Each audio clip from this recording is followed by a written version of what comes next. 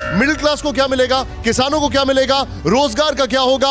हमारे साथ इस बीच एक बड़ी खबर आ रही निशांत, वो खबर जल्दी से बता दे। किसान निधि को लेकर बहुत बज़ है। किसान निधि 2,000 रुपए बढ़ सकती है, 6 से 8,000 रुपए हो सकती है। 4 किश्तों में 2-2 हजार रुपए मिलेगा, ये तौर पर किसान निधि मिलेगी और 10 से 11 करोड़ किसानों को इसका फायदा हो सकता है। फ्रेंड्स, पीएम किसान योजना में आपका बहुत बहुत स्वागत है। और आज हम आपको एग्रीकल्चर डिपार्टमेंट के जो अधिकारी हैं ना, उनसे बात कराने वाले हैं। यहाँ पे काफ़ी सारे किसान भाइयों को काफ़ी सारी प्रॉब्लम है, जैसे उनको लैंड सीडिंग, आधार सीडिंग, या फिर कलेक्शन पेंडिंग में पड़ा हुआ है, या फिर स्टेज में पड़ा हुआ है, कहाँ पड़ा हुआ है। आज सब कुछ सर से पूछेंगे और बताएंगे सर कि आपको कैसे सुधारना है। सब कुछ A to Z जानकारी जो है वो पीएम किसान सम्मान निधि योजना के तहत जो है आपको सारी जानकारियां यहाँ पे आज मिलने वाली हैं। तो हम सर से मिलवाएंगे और यहाँ पर हमारे सर जो बैठे हुए हैं ना, दोनों सरों से आज बात करेंगे और आपका फॉर्म में जो भी प्रॉब्लम है, गलत है, सही नहीं हो रहा है, वो आज सही हो जाएगा। आप वीडियो को अंत तक देखना, बिल्कुल भी कट मत करना। तो हम मिलवाते हैं पहले सर से। आप इनको तो जानते होंगे, ये हैं हमारे फतेह सिंह सर। इनसे मैंने आपको एक बार पहले भी मिलवा चुका हूँ। और दूसरे सर हमारे यहाँ पे बैठे हुए हैं भूपेंद्र पाल, तो इनसे भी हम आपको बताएंगे। अभी मैं इनसे परचेस नहीं हूं, तो इनका इंट्रोडक्शन लेंगे और उसकी जानकारी जो होगी अभी आपको हम बताते हैं। तो चलो चलते हैं पहले सर के पास में। तो सर थोड़ा सा नाम बताइएगा आप। मेरा नाम है Bhupendra Singh, assistant technical manager के पद पर मैं उप संभाग मिलक पर तैनात हूं। और पीएम किसान सम्मान निधि में जो भी दिक्कतें आ रही हैं वो उनका भी आप समाधान, जब आपको जानकारी होगी तभी आप समाधान कर पाएंगे। आपको जानकारी नहीं है तो हमारे यहाँ कृषि विभाग है, तो वहाँ पर आके आप इस समस्या का समाधान करवा सकते हैं। और अगर वहाँ पर नहीं आओ तो आधार लेके आप जन सुविधा केंद्र हैं, CSC सेंटर हैं, उन पर भी आप जाकर अपनी समस्या का समाधान करा सकते हैं। अब समस्या कौन कौन सी हैं आपके जो क्या क्या दिक्कतें हैं वो मैं बता दे रहा हूँ आपको। जैसे आपके पहले किसान सम्मान निधि आ रही थी, अचानक वो रुक गई। अब रुक गई, क्यों रुकी, उसमें कारण है। या तो आपने लैंड सीडिंग नहीं कराई है या EKYC नहीं कराई है।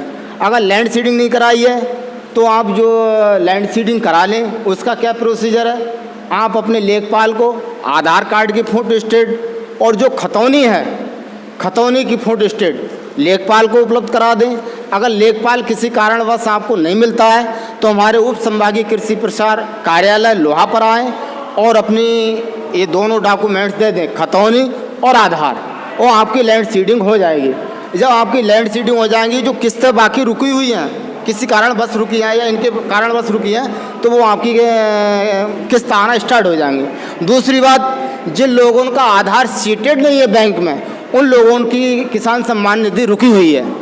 अब कैसे अब रुकी हुई है, क्योंकि आप तो बार बार बैंक जाते हैं, मगर बैंक मैनेजर ये कह देता है भाई आपका तो आधार यहाँ लगा हुआ है, मगर आपकी किसान सम्मान निधि क्यों नहीं आ रही है, यहाँ तो आपका लगा हुआ है। तो आप बार बार बैंक में परेशान हो रहे हैं। तो हमारे यहाँ ऐसा है, आप पोस्ट ऑफिस में जाकर अपना इंडियन पोस्ट पेमेंट बैंक में अपना एक आधार और मोबाइल ले जाएँ, पैन कार्ड ले जाएँ और 200 रुपये का खाता खुलवा सकते हैं। जब 200 रुपये का खाता खुलवा देंगे, वो 24 या 72 घंटे में अपडेट हो जाएगा। और जैसे ही अपडेट हो जाएगा, जो आपकी किसान सम्मान निधि रुकी हुई है वो आपका आना स्टार्ट हो जाएगी। और एक कारण और है, जैसे आपकी EKYC नहीं है, EKYC आपका वेरिफिकेशन नहीं हुआ है, तो EKYC भी आप अंगूठा या CSC सेंटर पर जाकर अंगूठा से आधार ले जाएं और अंगूठा से EKYC हो जाएगी। अगर कोई जिसके फिंगर नहीं आ रहे हैं, कोई दिक्कत हो रही है, तो हमारे यहाँ फेशियल EKYC की सुविधा भी स्टार्ट है। अपने लोहा पर आएँ, कृषि प्रसार कार्यालय पर आएँ और अपना आधार लाएँ और वहाँ फेशियल EKYC हो जाएगी। वहाँ अंगूठा लगाने की ज़रूरत नहीं है, आपके फेस से ही EKYC हो जाएगी। और जब EKYC हो जाएगी तो आपकी किसान सम्मान निधि आना स्टार्ट हो जाएगी। अच्छा, अब एक और है कि कह रहे हैं हमारा वही न्यू रजिस्ट्रेशन है, कौन कौन पात्र है, कौन कौन अपात्र है, इसके भी बारे में मैं जानकारी दे रहा हूँ आपको सब लोगों को थोड़ा। क्योंकि जो है मियाँ बीवी हैं, उनमें से एक पात्र है, दोनों पात्र नहीं है। कुछ लोग ये कहते हैं हमारे दोनों को नाम ज़मीन है, मगर ज़मीन तो है, परिवार एक माना गया है। जब परिवार एक माना गया है तो उनको एक ही को मिलेगी। प्लस दूसरी बात है, जिनको 10,000 रुपये पेंशन आ रही है सरकारी, जिसकी 10,000 रुपये पेंशन आ रही है, वो इस योजना के लिए पात्र नहीं होगा। ये क्लियर बात है। ठीक है। फिर दूसरी बात यह है, जो अब पंजीकरण हो रहा है वो कह रहे हैं वो हमारे हमने फरवरी 2019 से इधर को अगर किसी ने ज़मीन नहीं ली है वो भी एक अपात्र की श्रेणी में आते हैं, वो भी पात्र नहीं है। अगर किसी विरासत में ज़मीन किसी की आई भी हो, XYZ कोई भी हो, विरासत में ज़मीन है, बालिक है, तो वो इस योजना के लिए लाभ मिलेगा, पात्र है इस योजना के लिए, वो अपना पंजीकरण करा सकता है। पंजीकरण प्रक्रिया वही है, CSC सेंटर से कराना है और कागज़ अपलोड कराना है, कागज़ सारे डॉक्यूमेंट ओरिजिनल होना चाहिए, तभी आपको ये इस PM किसान सम्मान निधि का लाभ मिल सकेगा। ठीक है। और कोई प्रश्न अगर कोई पूछना था किसान सम्मान निधि के बारे में तो पूछ सकते हैं। तो सर जैसे मैं आप बोल रहा हूँ, जैसे बहुत से किसान भाई जो हैं, जी सारे किसान भाई जी। हैं, उनको एक यहाँ पे प्रॉब्लम रहती है कि काफ़ी सारे जो किसान भाई हैं, जैसे उनका लैंड शेडिंग की प्रॉब्लम है या फिर जो डॉक्यूमेंट अपलोड करने का जो आता है, मतलब पेंडिंग में पड़ा हुआ है या डिस्ट्रिक्ट लेवल पड़ा हुआ है, तो उसको कैसे सही करवाएंगे? देखो, जो ब्लॉक लेवल पर अगर है, डिस्ट्रिक्ट ब्लॉक लेवल पर, तो आप तहसील में जाकर लेखपाल से सत्यापित कराकर वो तहसील के पोर्टल से आगे बढ़वा सकते हैं। जैसी तहसील से आगे बढ़ जाएगा उसके बाद हमारे यहाँ उप कृषि निदेशक कार्यालय में वो पहुँच जाता है।